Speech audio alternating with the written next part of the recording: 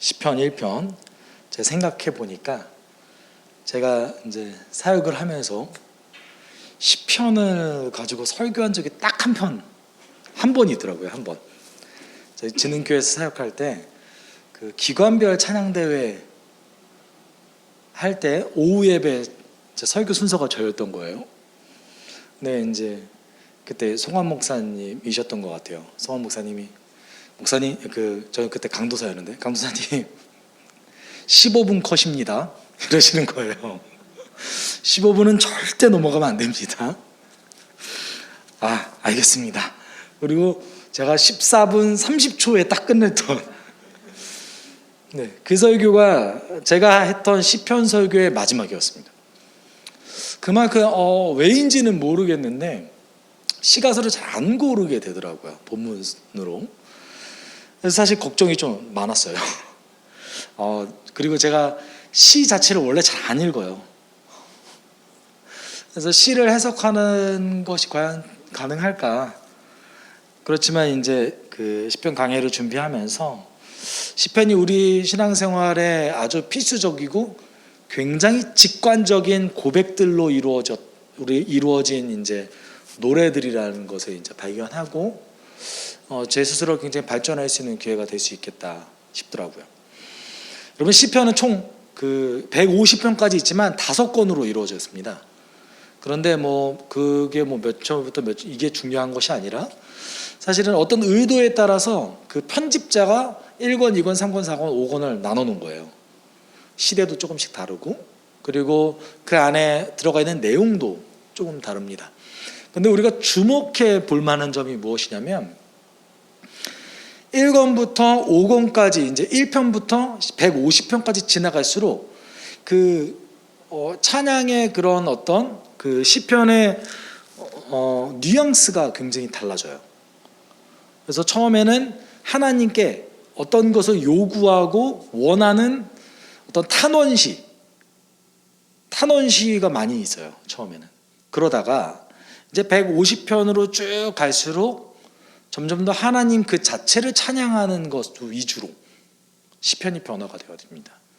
사실은 이거를 가지고 그 구약 신학자인 그 웰터 브루그만은 이렇게 얘기했거든요. 어떻게 얘기했냐면 이것은 하나님으로부터 어려움 중에 순종을 하는 신앙인으로부터 점점 더 이제 하나님 그 자체로만 찬양하게 되어지는 그 발전의 양상을 구조적으로 보여주는 거다라고 이제 브루그만이 얘기를 했어요. 저는 동의합니다. 그러니까 신앙의 어려움 속에도 순종을 어떻게 하느냐. 여러분, 탄원을 왜 합니까? 순종하니까 탄원하는 거잖아요. 하나님, 이거 좀 도와주세요. 제가 이렇게 살려고 하니까 이게 잘 안 돼요. 그래서 그 탄원 시에는 억울하게 하나님 앞에서 열심히 삶에도 불구하고 억울한 일 당한 자들, 눈물을 흘릴 수밖에 없는 상황에 있는 사람들, 그런데 하나님 말씀을 지키기 때문에 그렇게 됐던 사람들, 그런 사람들의 고백들이 담겨져 있습니다. 특별히 오늘 1권은 그것이 많이 들어가 있죠. 1권은 대부분 다윗의 시로 이루어져 있어요. 여러분, 다윗이 시편에서 정확하게 대략 72편 정도의 시를 이제 적었는데 굉장히 많은 분량이 다윗의 시로 채워져 있죠. 근데 1권은 거의 대다수가 다윗의 시입니다. 그래서 사실은 다윗의 그 통치와 오늘 우리가 함께 나누는 시편 1권은 조금 관련성이 굉장히 많이 있습니다. 오늘 우리가 함께 나누는 이 시편 1편, 2편, 오늘 특별히 1편인데 1편은 그 신약 그 시편 전체의 서론에 해당돼요. 그런데 2편도 서론에 해당돼요. 1편, 2편은 서론인데 특별히는 우리가 오늘 함께 나누는 이 시는 율법시 또는 교훈시로 많이 알려져 있습니다. 그리고 뒤에 이제 2편은요, 그 메시아 대망시로 좀 더 유명하거든요. 그러면은 구조적으로 1편은 교훈시, 2편은 메시아를 대망하는 시. 우리가 이런 걸 토대로 살펴봤을 때 사실은 시편 서론에 해당되는 1편과 2편은 하나님의 일하는 방식을 시로서 써낸 거예요. 하나님의 교훈을 주는 말씀, 하나님 말씀으로 일하시죠.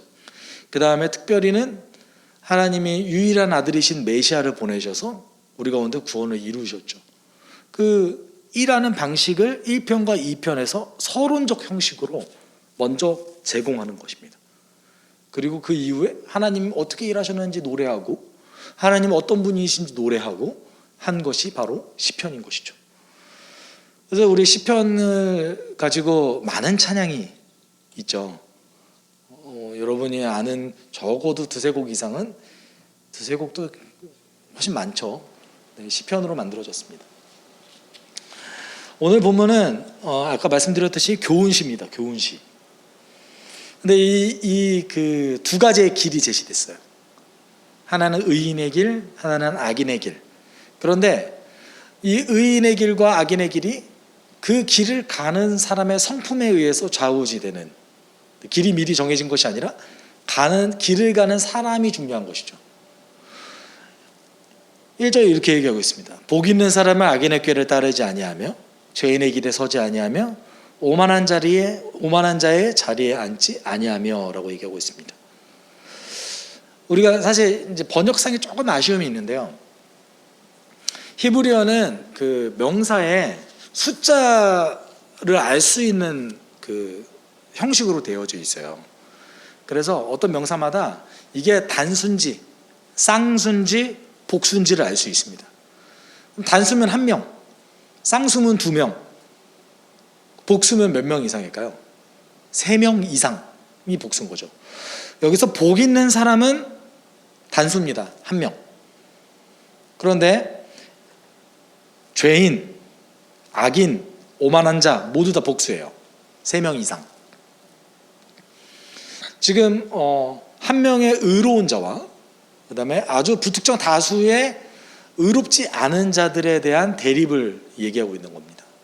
그런데 여기서 우리가 복 있는 사람이라고 얘기하면 사실은 행복한 사람으로 번역해도 괜찮아요.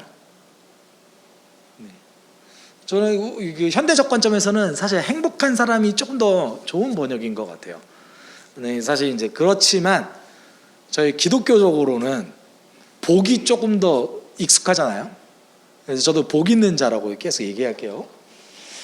근데 여기 보면은 동사가 이렇게 나오죠. 처음에 길에 따르지 않는다. 악인을 따르지 않는다.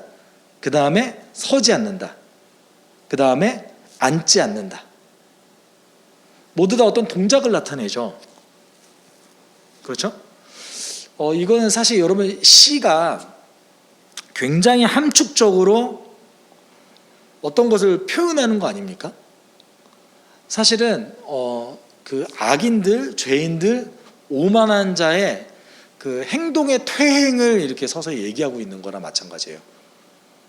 가는 거, 가다가 서는 거, 그 다음에 주저앉아 버리는 거. 어떤 이는 또 이렇게 해석하기도 합니다. 처음에 생각을 따라 행동을 하는데 그것이 이제 익숙해지고 서 있는 걸 익숙해진다고 표현하더라고요. 그 다음에 그 자리에 앉는 거는 완전히 이제 습관이 되어버리는 것을 얘기하고 있기도 하다라고 표현하는 학자들도 있었습니다. 다만 중요한 것은 여러분 여기서 우리가 주목해 볼 만한 것이 있어요. 사실 여기 1절을 통하여서 의롭지 않은 사람, 악인, 죄인, 오만한 사람들의 성격에 대해서 조금 알 수 있어요. 그렇죠? 그런데 이런 사람은 어떤 사람들이에요? 악인의 꾀를 따르거나 악인의 생각을 따르거나 죄인의 길, 하는 행동 그대로를 같이 서 있거나 그 다음에 오만한 자와 함께 자리를 만들어서 교제를 나누거나 이런 사람들이 의인과는 완전히 반대되는 삶을 살아가는 사람들의 성격이라는 거예요. 근데 이것을 통해서 우리는 뭘 알 수 있습니까? 여기서 나오는 1절에 나오는 죄가 인간 관계 속에서 배워지는 죄라는 것을 알 수 있어요. 어떤 생각을 따르거나 그 사람의 하는 행동을 따라가거나 그 다음에 오만한 사람들과 함께 자리하면서 본인 스스로도 또다시 오만해지는 이런 어떤 그 관계 속에서 배워지는 성격을 얘기하고 있어요. 그러면 의인은 이와 반대로 어디서 자신의 행동을 배웁니까? 2절에 얘기하고 있죠. 오로지 주님의 율법을 즐거워하며 밤낮으로 율법을 묵상하는 사람이다 라고 얘기하고 있습니다. 그래서 율법, 사실 히브리어로 토라인데요, 율법도 맞는 번역이에요. 아주 좋은 번역인데 이렇게 번역할 수도 있습니다. 교훈으로 번역할 수도 있습니다. 저는 교훈이 좀 더 좋은 것 같아요. 그래서 이 의인이라는 사람은 인간관계 속에서 어떤 행동의 규칙을 따르는 것이 아니라 어디서 가져오는 거예요? 주께서 주시는 그 말씀의 교훈을 통해서 자신의 행동 양식으로 삼는 사람이 의인이다, 복 있는 사람이다 라고 얘기하고 있습니다. 근데 제가 이번 주일 설교를 통하여서 사실은 복에 대해서 잠깐 나눴는데, 복은 어떤 상태를 제가 말씀드린다고 했잖아요. 그런데 누가복음에서도 그렇게 사용됐지만 시편에서도 복은 상태를 얘기하지만 동시에 현재를 나타내요. 그러니까 이렇게 살기 때문에 복 있는 사람이다 이렇게 얘기하는 것이 아니라 이미 복이 있는 자이기 때문에 이렇게 사는 거다 라고 얘기하는 거예요. 이미 소유한 거예요, 복을. 어떻게 사는 사람이? 율법을 밤낮으로 묵상하는 자가. 여러분들 이제 묵상하다라는 게 우리는 보통 어떤 거를 묵상이라고 얘기하죠? 우리가 시편 1편을 다 함께 한 5분 정도 묵상합시다. 그럼 여러분 어떻게 하세요? 1번 크게 소리내서 기도하신다. 2번 내가 조용히 성경을 여러 번 읽는다. 보통은 2번을 선택하시죠. 그렇죠. 근데 여기서 나오는 묵상하다는 그런 뜻이 아니에요. 어떤 내면적인 것만 얘기하는 것이 아닙니다. 이게 사실은 이 단어가 어느 때 사용했냐면요, 비둘기 울음소리, 사자의 으르렁거리는 소리, 사람의 시끄러운 소리를 표현할 때도 쓰는 단어예요. 그리고 실제로 유대인들은 성경 읽을 때 어떻게 읽을까요? 엄청 큰 소리를 읽어요. 이 사람들 기도 되게 통성으로 열심히 해요. 물론 기도문도 있지만, 여러분 가끔 가다가 혹시라도 유튜브에 뭐 통곡의 벽 이렇게 찾아보시면 통곡의 벽 앞에서 유대인이 자기 성경 딱 들고 벽 잡고 기도하는 모습이 나와요. 엄청 크게 기도합니다. 유대인의 성격을 얘기하는 거예요. 이 사람들은 정적이지 않아요. 그러니까 이스라엘 그 구약의 세계관 속에서는 정적인 것이 아닙니다. 묵상하다라는 것은요, 큰 소리로 소리를 내서 읽고 반복하고 반복한다라는 뜻입니다. 그래서 사실은 숙고한다라는 말이 좀 더 정확한 것 같아요. 숙고하고 내 행동에 지침을 삼기 위해서 계속해서 숙고한다, 반복해서 숙고한다라는 것이 좀 더 정확해요. 그 구약 성경의 묵상은 그렇습니다. 그래서 의인은 밤낮으로 묵상한다고 하잖아요. 여러분 그 여호수아 1장 8절에 보면 율법을 내 입에서 떠나지 말게 하라라고 얘기하고 있잖아요. 이게 정말로 그런 얘기예요. 우리는 그냥 과장해서 그렇게 하겠거니 이렇게 얘기하잖아요. 아니, 그렇지 않아요. 유대인의 세계관 속에서는 그렇지 않습니다. 정말 밤낮으로 내가 깨어있을 때마다 뭐 문을 지나갈 때마다 그 율법을 암송하고 내 몸속에 완벽하게 숙지시키는 거예요. 이게 유대인적인 신앙생활이에요. 시편 기자도 역시 이런 부분을 얘기하는 겁니다. 밤낮으로 내가 어떻게 하면 주의 교훈대로 살 수 있을까, 머릿속으로 가득 차 있는 사람, 이런 사람을 의인으로 표현하고 있는 거예요. 네. 저희가 보통 저희 생각 속에서 묵상했을 때 이렇게 조용히 이렇게 침묵하면서 기도하고 이런 거는요, 아주 서구적인 사고방식이에요. 유대인적인 사고방식은 그렇지 않다라는 거죠. 그렇죠? 지금도 유대인들은 매우 시끄러워요. 도서관 가면 엄청 시끄럽습니다. 유튜브에 하브루트 한번 쳐보시면 공부 방식이 시끄럽게 떠드는 게 공부 방식이에요. 재밌는 건 근데 공부를 잘해요. 효과적이라는 거죠. 입으로 계속 내서 그것을 말하고 다니는 것, 그리고 그대로 살려고 머릿속으로 계속 주지시키는 것이 아주 효과적이라는 것을 사실은 알려주고 있는 거예요. 이렇게 사는 사람이 그럼 어떤 복을 받을까요? 3절에 이렇게 얘기하고 있죠. 그는 시냇가에 심은 나무가 철 따라 열매를 맺으며 그 잎이 시들지 아니함 같으니 하느님마다 잘 될 것이다. 옛날 성경 버전에서 잘 된다라는 걸 어떤 식으로 표현했죠? 형통하다 라고 표현했죠. 모든 것이 다 잘 될 거다. 또는 사실 영어 버전으로 따지면 모든 것이 성공할 것이다 이렇게 얘기하고 있어요. 그런데 우리가 시냇가에 심은 나무 하면 사실 저희 문화권에서는 좀 감이 안 와요. 이유가 있어요. 한국은 물이 많거든요. 시냇가 아주 쉽게 볼 수 있습니다. 그렇죠? 저희 지금 당장 나가서도 볼 수 있어요. 그렇잖아요. 이스라엘은 달라요. 1년에 비가 2번 와요. 아주 척박하고 건조한 그 땅에서 시냇가, 여러분 그곳은 영양분이 풍성하고 물이 마르지 않는 그곳인 거예요. 그러니까 이스라엘의 사고방식에서 시냇가에 심겨진 나무와 우리 입장에서 시냇가 심어진 나무 길 가다 맨날 보는데 이거랑 다른 거예요.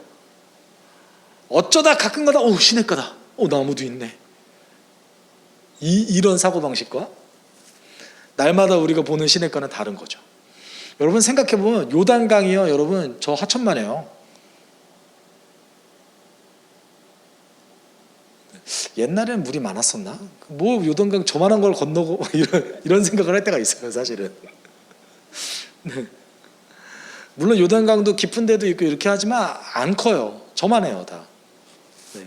아주 전 세계적으로 가장 유명한 강 중 하나지만 사실 강으로 부르기가 조금 힘든, 하천에 가깝습니다. 그런 땅에서 시냇가에 심겨진 나무는 사실 굉장히 보기 힘든 나무예요. 그리고 그 땅은 뭘 얘기하는 거예요?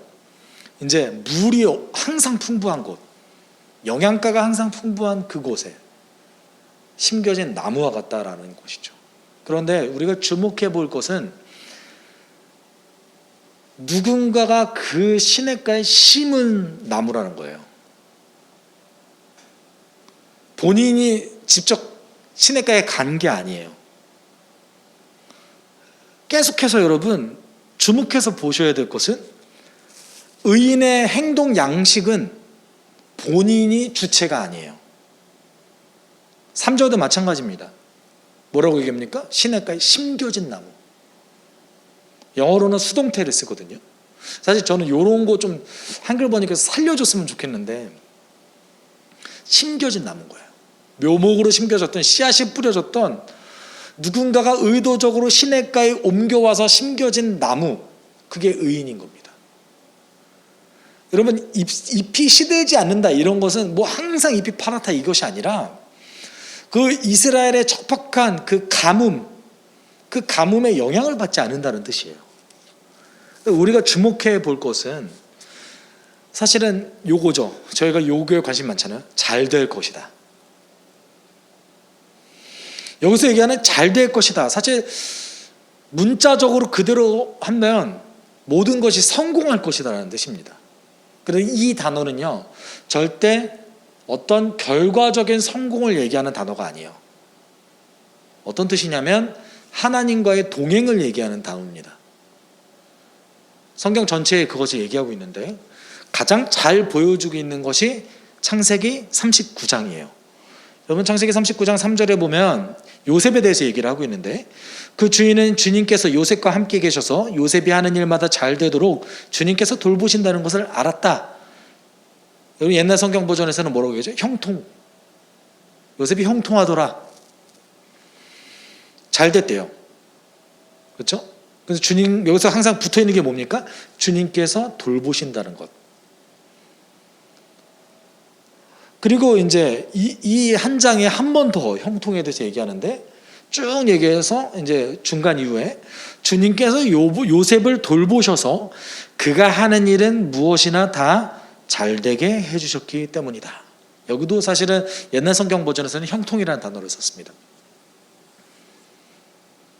여러분 둘 다 형통이에요. 그렇죠? 창세기 39장 3절과 오늘 23절도 역시 형통에 대해서 얘기를 하고 있습니다. 그런데 이게 결과적인 형통이 아니에요. 요셉의 인생으로 봤을 때는요, 나락으로 떨어지고 있었어요. 39절 3절에서는 사랑받는 아들에서 노예로 떨어진 요셉에 대해서 얘기하고 있습니다. 그렇게 죽을 둥 살 둥 10여 년 동안 일을 했더니 주인에게 배신당해서 이제 23절에서는 감옥에 언제 죽을지 모르는 죄인으로 갇혀져 있는 요셉을 향해서 뭐라고 얘기합니까? 형통하다. 결과적으로 봤을 때는 더 안 좋아졌어요. 그런데 성경은 이 단어를 썼다라는 얘기인 거죠.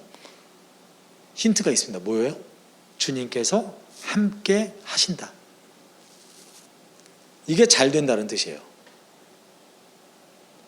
성경이 얘기하는 너는 잘 될 거다. 너에겐 형통이 있다. 너는 성공할 것이다. 이런 철저하게 구약 성경은 하나님과 함께하는 자, 하나님의 교훈을 따르는 자, 이런 사람을 그 자체로 그냥 형통한 자, 잘 되는 사람으로 여기고 있다는 것입니다. 근데 그 안에는 어떤 것이 포함되어 있냐면 하나님의 개입하심이 포함되어져 있어요. 근데 그 개입하심이라는 것은요, 요셉의 경우로만 놓고 봤을 때는 죽지 않는 거예요. 요셉의 경우만 놓고 봤을 때는, 그 케이스로만 놓고 봤을 때는 죽지 않는 거예요. 첫 번째, 노예로 끌려가서 전쟁터로 안 가고 피라미드 건축하는데 안 가고 집으로 간 게 형통인 거예요. 두 번째는 왕의 죄수를 가두는 감옥에 갇혀서 죽지 않은 거. 왕의 죄수를 가둔 감옥이면 언제 죽을지 모르는 그곳인데, 제가 만약에 보디발이었으면 요셉 바로 죽였을 거예요. 그래야 증거가 안 남잖아요. 구설수도 안 오르잖아요. 근데 죽일 수 없어서 거기에 가뒀는데, 제가 볼 때 죽이려고 가둔 것 같은데 바로 죽지 않게 하나님께서 도와주셨다. 요셉에게 있어서 이게 형통이었던 거예요. 하나님의 때가 올 때까지 참고 견디게 해주신 거죠. 성경에서 얘기하는 잘 된다, 복이 있고 형통하다, 뭐예요? 하나님과 동행하는 자, 그런 거예요. 반대로 악인은 뭘까요? 완전 반대죠. 그러나 악인은 그렇지 않으니 한낮 바람에 흩날리는 쭉정이와 같다. 그러므로 악인은 심판을 받을 때에 몸을 가누지 못하며 죄인은 의인의 모임에 참여하지 못한다 라고 얘기하고 있습니다. 악인은 그 탈곡이라고 얘기하죠. 탈곡을 한 다음에 남겨진 그 쓰레기, 쭉정이, 그것과 같대요. 당연히 바람이 불면 여기저기 다니는 거죠. 근데 왜 악인은 그렇게 중심이 없고 열매가 없는 상태에서 여기저기 다니게 될까요? 우리가 1절을 통해서 그 힌트를 알 수 있는데, 이 악인이라는 사람은 하나님의 의와 멀어진 사람, 또는 죄인으로 얘기하는 이 연약한 사람들은 눈에 보이는 것에 집중하기 때문에 그렇습니다. 아까도 말씀드렸듯이 사람과 사람의 관계를 통하여서 죄를 배워가잖아요. 왜 쭉정이처럼 중심 없이 여기저기 흩날릴까요? 눈에 보이는 것만 보니까요.